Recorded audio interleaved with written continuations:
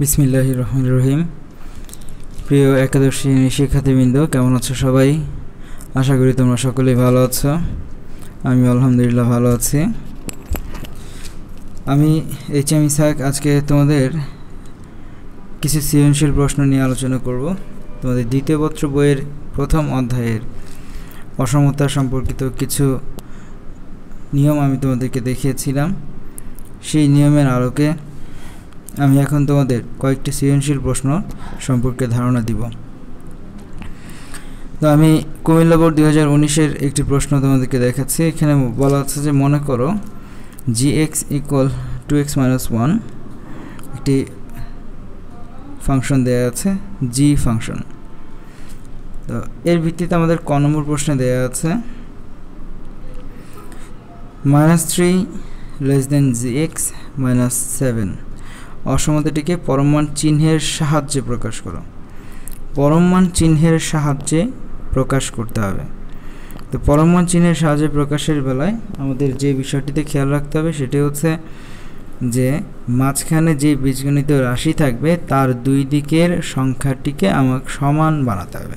যদি আমরা দুই দিকের সংখ্যাকে সমান বানাতে পারি তাহলেই পরমমান লিখতে পারবো। তো এবার আসি কীভাবে কী করব। প্রথমে আমরা লিখব যে দেওয়া আছে gx = 2x - 1। এরপরে আমরা যে ফাংশনটিকে পরমমান সহ প্রকাশ করতে হবে সেটি লিখব। এটি লেখার পরে আমরা এবার gx এর মানটা বসিয়ে দেব। দেখো এই লাইনে gx এর মানটা বসিয়ে দেওয়া হয়েছে মাঝখানে। তারপর আমরা দুই দিকের মান দুটোকে নিব। একদিকে আছে আমার -3 আর একদিকে আছে 7। তো আমরা যে কাজটি করব এই -3 আর 7কে যোগ করে 2 দ্বারা ভাগ করব। 2 দ্বারা ভাগ করলে যেই মানটি আসবে, উত্তর যদি প্লাস আসে তাহলে আমরা লিখব মাইনাস, আর উত্তর যদি মাইনাস আসে আমরা লিখব প্লাস। তো এখন তোমরা দেখো এখানে আমাদের হিসেব করে কত আসে, আমাদের হিসেব করে আসে 2 + 2। তাহলে আমরা সব দিকে কী নিব, -2 নিব। এখানে আমরা লিখলাম যে -3 এর জায়গায় -3 আছে, সঙ্গে একটা -2, এখানে মাঝখানের অংশেও -2, শেষের অংশেও -2। -2 লেখার পরে আমরা এবার হিসেব করব যে -3 আর -2 কত আসে, -5 আসে। আর 7 - 2, 7 থেকে 2 বাদ দিলে থাকবে 5। তো এরপরে মানগুলোকে লিখব।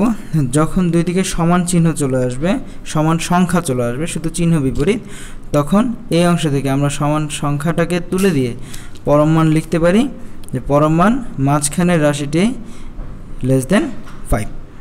এভাবে আমরা খুব সহজে পরমমান চিহ্নের সাহায্যে প্রকাশ করতে পারি। এই কুমিল্লা বোর্ড 2019-এর শুধু ক নম্বরটি প্রথম অধ্যায়ের। গ নম্বর প্রশ্নটিও প্রথম অধ্যায়ের, কিন্তু সুপ্রিমাম ইনফিমাম এগুলো যেহেতু আমি তোমাদেরকে এখনও করাইনি, তাই এই প্রশ্নটি তোমাদের জন্য আপাতত প্রযোজ্য হবে না। আমি পরবর্তী প্রশ্ন হচ্ছে ঢাকা বোর্ড 2017। লক্ষ্য করে ঢাকা বোর্ড 2017-এর প্রশ্নে কি দেওয়া আছে। ঢাকা বোর্ড 2017-এর প্রশ্নের একটি ফাংশন দেওয়া আছে। আমার আগের প্রশ্নে ছিল g ফাংশন gx, এখন দেওয়া আছে fx ফাংশন, এবং বলা আছে ক নম্বর প্রশ্নে যে -2 < 2 - fx < 8 অসমতাকে পরমমান চিহ্নের সাহায্যে প্রকাশ করো। এখন পরমমান চিহ্নের সাহায্যে যদি আমি প্রকাশ করতেই চাই তাহলে আমাকে ঠিক আগের অঙ্কটা যেভাবে করেছি সেভাবেই আমরা শুরু করব। যে দেওয়া আছে fx = x - 1, এবং পরবর্তীতে যেই মানটি দেওয়া ছিল যে এই যে মানটি, এই মানটিকে আমরা ঠিক তারপরে লিখব। লেখার পরে দেন আমরা fx এর মান বসালাম। মান বসানোর পরে এবার আমরা হিসেব করলাম, যে ব্র্যাকেট তুলে দিয়ে এবার আমরা হিসেব করলাম যে এখানে কত থাকে, -2 < 3 - x < 8।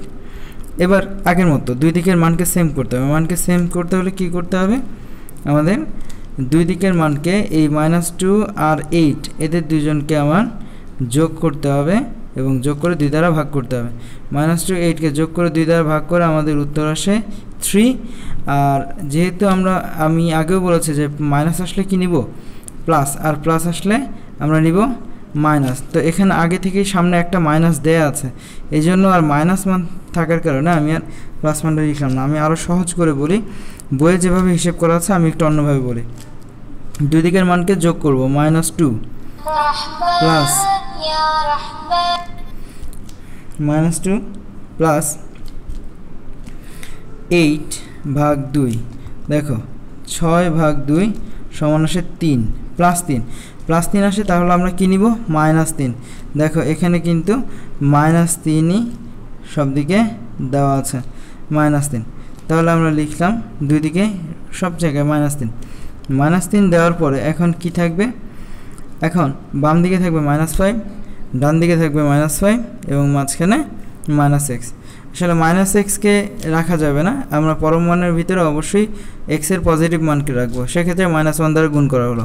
আর আমি আগেও বলেছিলাম যে যখন মাইনাস দ্বারা গুণ করব তখন অবশ্যই অসমতার চিহ্নগুলো পরিবর্তন হয়ে যাবে, অর্থাৎ যদি লেস দেন থাকে তাহলে হয়ে যাবে গ্রেটার দেন, আর যদি গ্রেটার দেন থাকে তাহলে হয়ে যাবে লেস দেন।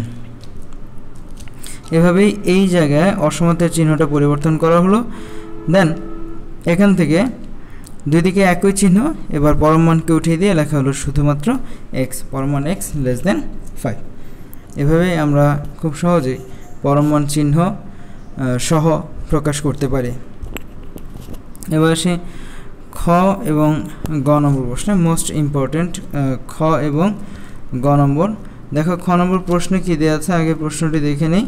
প্রশ্নে দেওয়া আছে যে f(x < 1/10) হলে প্রমাণ করো যে f(x * f(x + 2) < 21/100। এখন আমরা যে কাজটি করব, দেখো এখানে প্রথমত f(x) এর মান বসানো আছে, যে f(x) সমান কি দেওয়া আছে, f(x) সমান লিখলাম f(x) সমান এত, তাহলে আমাদের যে উদ্দীপকে ছিল f(x + 2), তাহলে f(x + 2) এর মানটা আমার বের করতে হবে। আমি বের করে নিলাম f(x + 2) এর মান x + 1। আসলে f(x + 2) মানে কি, f(x) এর x এর জায়গায় x + 2 বসানো, এই x এর জায়গায় x + 2 বসানো।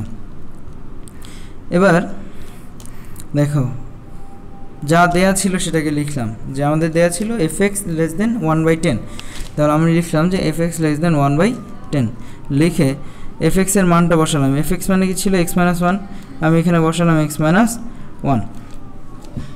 এরপর দুই দিকে +2 যোগ করা হলো। কেন +2 যোগ করা হলো? কেননা আমার x + 1 এর মানটাও দরকার। আমি এখান থেকে এদিকেও +2 এদিকেও +2 যোগ করার পরে কি হবে, এই অংশটা হয়ে যাবে f(x - 1 + 2), মাঝখানের অংশটুকু তাহলে এখানে f(x - 1 + 2), আর এদিকে হয়ে যাবে 1/10 + 2।